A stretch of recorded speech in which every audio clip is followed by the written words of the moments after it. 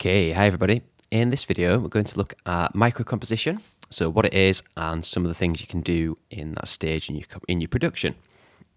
So what microcomposition is it's all the little things that you do in your track which turn your track from a series of loops into an interesting and varied and changing piece.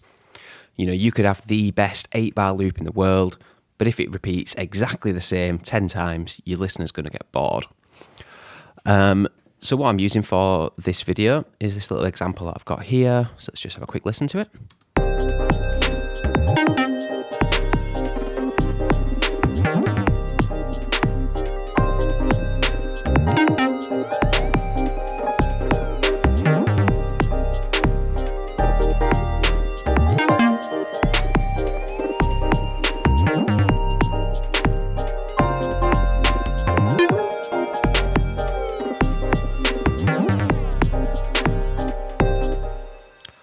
So I've got, plenty of instruments there. I've got a clear idea of where these are going to be used in my structure as well. So for instance, this lead, that's only going to get used in the chorus. Some of the other parts are going to be more apparent in the verses, etc., etc. So I've got a different alternative here. So I've got that 16-bar loop. I've then structured this out just by copying and deleting some bits. So for instance, in verse 2, it starts without the piano, just with the 808s and the drums and this synth. Whereas at the start of verse 1, it has the piano, but no 808s. The 808s come in halfway through. And then in verse 2, the 808s are there all the way through. The choruses, they've both got everything. And I've got this something different section here. Now the way that I've structured this out, I've used the global tracks to add the markers, and I've just gone for a typical intro, first chorus, something different, /middle 8, /breakdown, and then a double chorus to finish. So nothing particularly groundbreaking there, but this is what the majority of music uses. So having a structured template like that is always a good idea. It just gives you something to go for straight away. What I'm going to do now is play this arrangement. And you can probably see it. It doesn't vary much. Everything's just directly copied. If you want to skip further in the video, if you know what I'm getting at here, then this track's about 4 minutes long. Skip about 4 minutes into the video. You'll see a new project alternative and there'll be lots of pink in it. So I'm going to play this through. We're then going to compare that to the next version where things change. So yeah, if you want to skip on, it's about 4 minutes.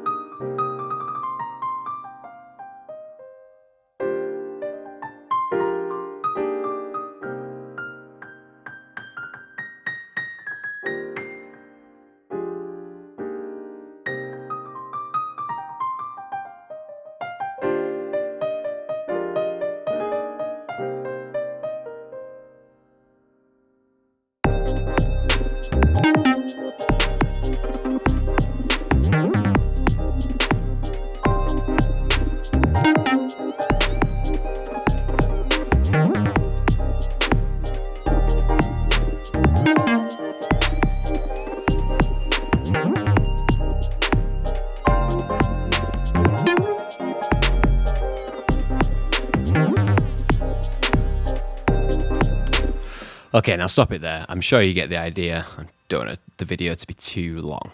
So there's nothing particularly wrong with that. It's just a little bit too repetitive. It has got changes. It's got things coming in and out in each section. But everything's just the same loop. And it's the same copies and all the rest of it. And it's just not as interesting as it could be. So to put this into a bit of context, basically this weekend, this has been kind of my thing that I've been doing. It maybe took me about 5 or 6 hours to get the instruments together, that first 16 bar loop. I then spent the best part of 20 hours on the micro composition. So I'll go through a few of the examples of what I've been doing. But basically what you want to spot for, just initially looking at this project, everything that I've made pink is part of the micro composition. So for instance, if we look across the drum uppers, you can see that a good probably 50% of them, apart from the choruses, are pink. That means they've been changed. Same with the 808s, majority through the verses. A lot of them have been changed. All of these tracks where the actual track colour is pink, they're little moments, such as the uprises and the downfallers, that are creating, transition changes, little rising effects and everything into each section. And then we'll see that my pianos and the synth pad are largely unchanged, because they're not the sort of most significant features. They can just sit there repeating the same thing. So let's go through a few of the examples of what I've done here. So let's just take the intro, these uppers, for instance. What I've done in these, if we compare this to an original version there, I've just muted a few notes and taken out the claps. So these are my claps here. So that as it starts, get this little drum fill.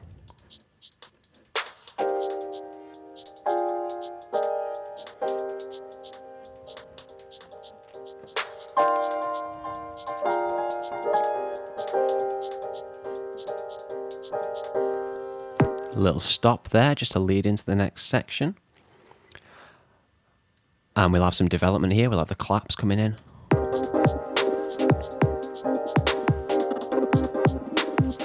Subtle variations there.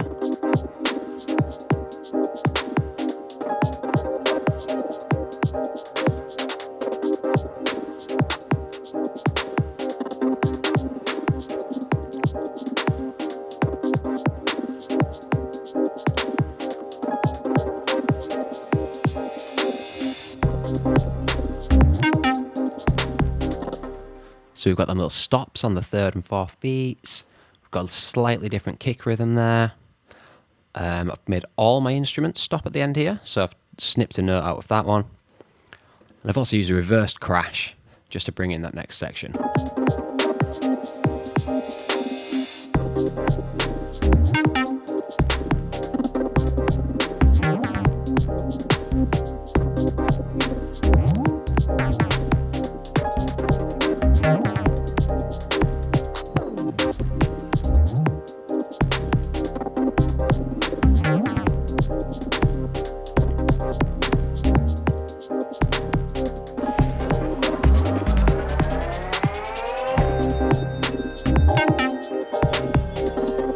You can hear through all that verse as well, I've changed the actual notes that the 808s are playing. So instead of it doing that same one every time and getting fed up of the little melodic ideas that are in there, we've got these little changes in the 808. So the first time round, it does that little melodic idea. Second time, it's a little bit different. A little different rhythm there.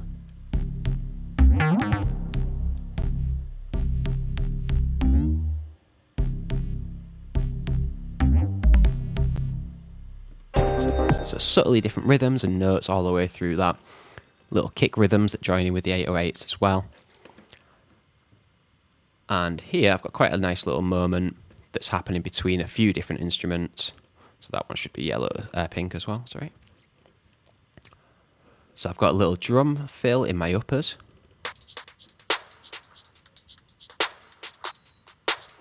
With a stop on the one there. This kick here, I've got a reversed kick, so if you listen to the kick on its own. Kicking the 808s together, what happens there? So that little reverse just swooshes it into the next bar.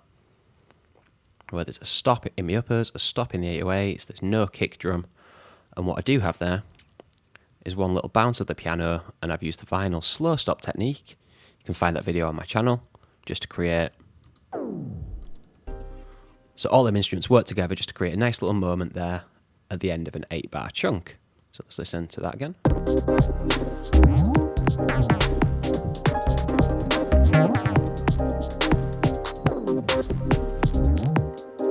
So all the instruments really working together, talking to each other just to create that little moment. In the choruses themselves, I've kind of left it. You know, I've used my original loop, although I've just made a slight change there. Again, sort of doing a stop halfway through the chorus. Let's just listen to that.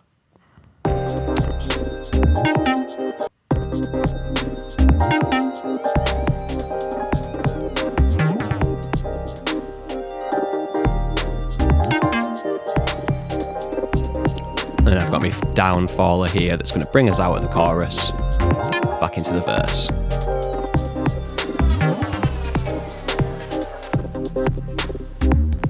And again here in the verse, I've really changed the 808s, keeping them a bit more subdued, not doing that big sort of melodic idea every time. Because in this section, it's just the 808s, the uppers, the kicks, and this synth, the synth pad.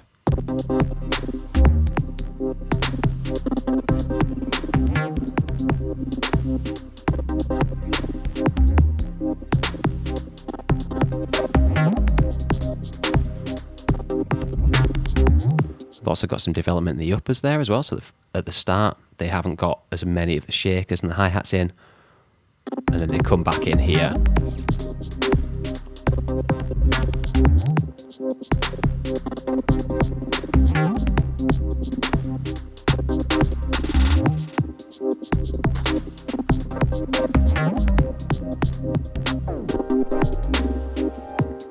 And again here, I've used the vinyl slow stop technique, but I've used it reversed, so it's actually pitching in. So what I've done there, I've just taken a bounce in place. Again, you can find that video on my channel. I've bounced in place this single 808 hit. I've pitched it up by 12 semitones, so an octave. And I've then used that vinyl speed up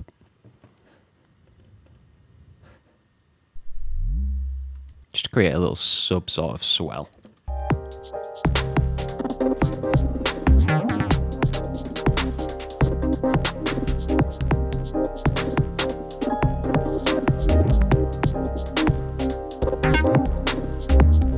Little hi-hat moments there with the pitched hi-hats just to bring in this next bit.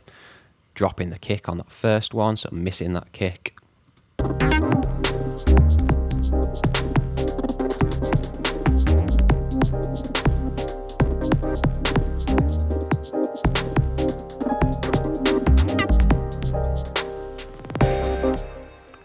Then we've got that sample roll. Again, that's in the Alchemy sample roll video on my channel. And I've combined that just with a clap sound. It's got some Space Designer, some reverb delay on there.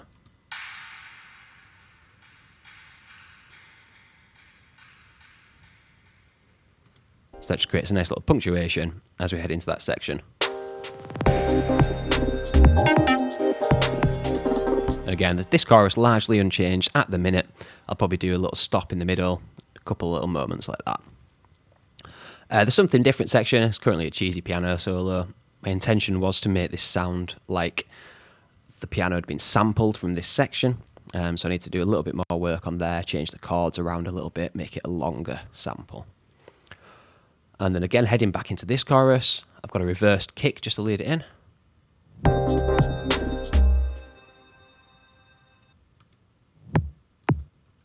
Probably have something else there, maybe a reversed crash or cymbal. Again, not too much happening here in this chorus. Again, I've still got quite a bit of work to do on this, but I have done a stop halfway through with a little sub swell as well. So I've not pitched this one. It's just fading in instead of using the slow stop. So we get this.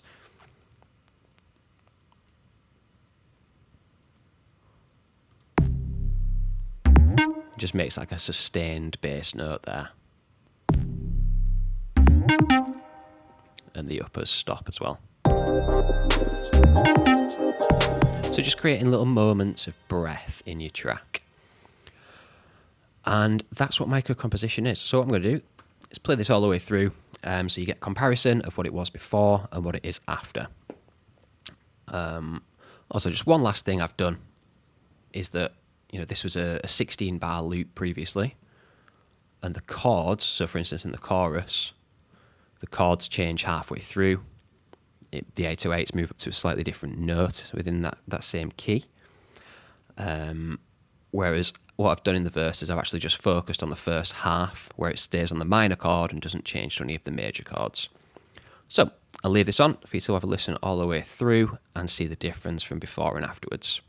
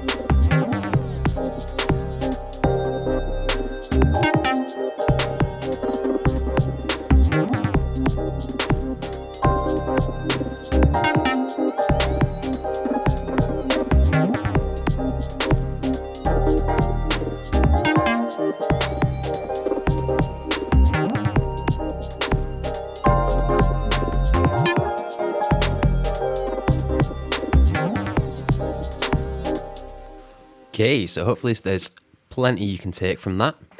And if you're already at the position where you can quite happily and easily get an 8 or a 16 bar idea out in, an hour or so, then this is really the sort of detail you want to be aiming for. And as I've said, there's still more for me to do. These chorus sections, they need changing. They need plenty to happen in them. There's still some moments where I can have some little risers, some additional uprisers and downfallers and things like that. And really, the more detail you go into with this, the better your piece is going to sound. Enjoy.